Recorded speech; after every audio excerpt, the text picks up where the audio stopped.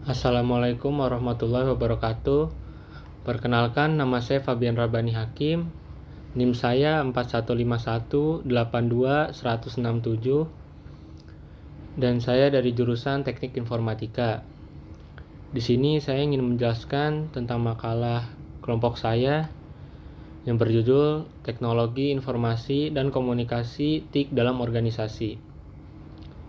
Ya, di sini ada ketua tim saya yang bernama Muhammad Fikri Milano dan anggotanya terdapat Muhammad Prayoga Setiawan Putra dan Fabian Rabani Hakim.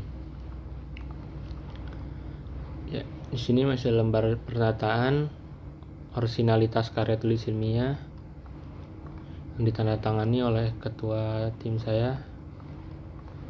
Juga ini masih abstrak, prakarta, daftar isi.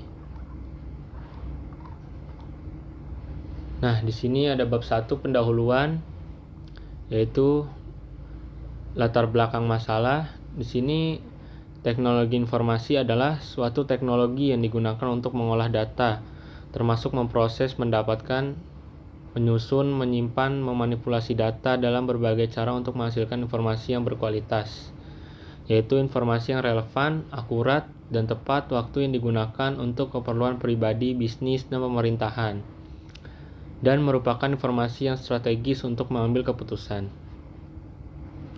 Sedangkan teknologi komunikasi merupakan perluasan dari ilmu komunikasi dengan basis teknologi seperti wireless, internet, faksimiles, komputer, dan sebagainya.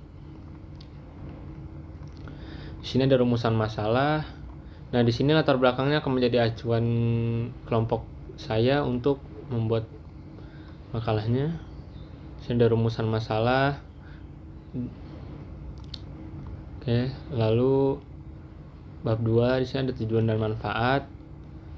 Tujuan karya ilmiah di sini untuk mengetahui pengertian teknologi informasi dan komunikasi, untuk mengetahui pengertian organisasi, untuk mengetahui peranan dan kedudukan teknologi informasi dan komunikasi dalam organisasi.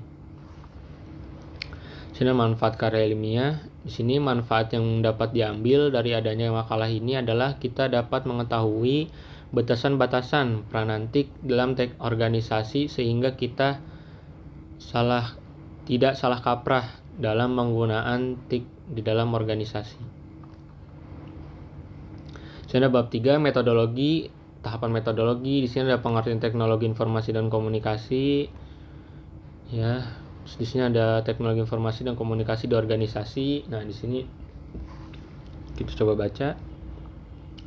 Teknologi informasi secara sempit dapat didefinisikan sebagai perpaduan antara teknologi komputer dan telekomunikasi yang meliputi perangkat keras, perangkat lunak, database teknologi jaringan, dan peralatan teknologi lainnya. Teknologi dan informasi merupakan salah satu penyebab adanya tekanan bisnis pada setiap organisasi yang ada pada saat ini. Sebaliknya juga kebutuhan perusahaan dapat menyebabkan perkembangan teknologi informasi itu sendiri. Perkembangan teknologi ini tidak hanya terfokus pada kebutuhan dan sistem pemrosesan data saja, tapi juga mencakup semua aktivitas yang terdapat dalam organisasi, termasuk industri manufaktur. Harus diyakini bahwa setiap organisasi yang ada adalah merupakan salah satu komunikasi terbesar yang menikmati dan menerima implikasi dari perkembangan teknologi. Lalu ke bawah lagi di sini ada proses tata kelola perencanaan sistem. Ya, ini ditujukan untuk memastikan bahwa tujuan utama tata kelola dapat tercapai terkait dengan pencapaian tujuan organisasi, sumber daya, dan manajemen risiko. Oke, lalu ada dampak teknologi informasi dan komunikasi bagi organisasi. Ya, di sini pemanfaatan teknologi informasi merupakan sarana penunjang pendorong bagi organisasi yang mencapai tujuan organisasi.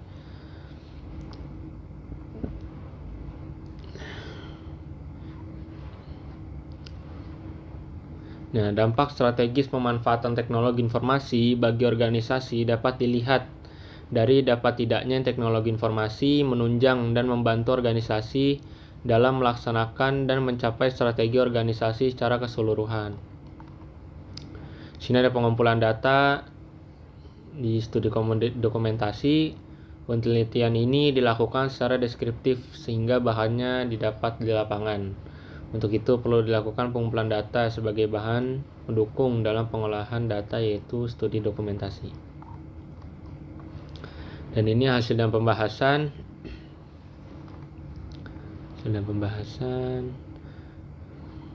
Oke.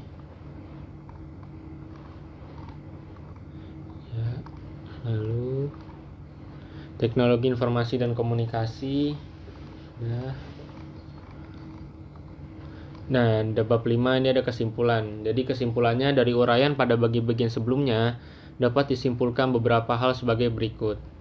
Teknologi informasi pada dasarnya adalah merupakan sinergi dari suatu sistem pengolahan data dan sistem telekomunikasi secara elektronik, atau sering juga disebut sebagai perpaduan antara komputer dan komunikasi. Lalu yang kedua, hubungan teknologi informasi dan organisasi semakin tidak dapat dipisahkan satu dengan yang lainnya, saling terkait menuju transformasi organisasi yang bersifat adaptif, responsif, dan memiliki fleksibilitas yang tinggi. Dan organisasi masa depan adalah organisasi yang bersifat organis. Lalu model organisasi yang akan datang adalah model yang berbentuk organisasi berbasis jaringan network organization menuju pada organisasi maya virtual organization. Saran, harus disadari bahwa penggunaan teknologi informasi dalam sebuah organisasi selain memberikan manfaat teknologi, informasi juga berdampak negatif pada kelangsungan sebuah organisasi yang dikenal dengan istilah teknostress. Alternatif solusi untuk mengurangi kondisi teknostress ini adalah perlu dilakukan pengenalan terhadap teknologi yang digunakan dan selagi memperhatikan sosial community dari setiap pekerja. Terima kasih. Mungkin itu saja yang dapat saya sampaikan. Mohon maaf apabila ada kesalahan dan kekurangan kata, mohon dimaafkan. Wabillahi taufiq walhidayah. Wassalamualaikum warahmatullahi wabarakatuh.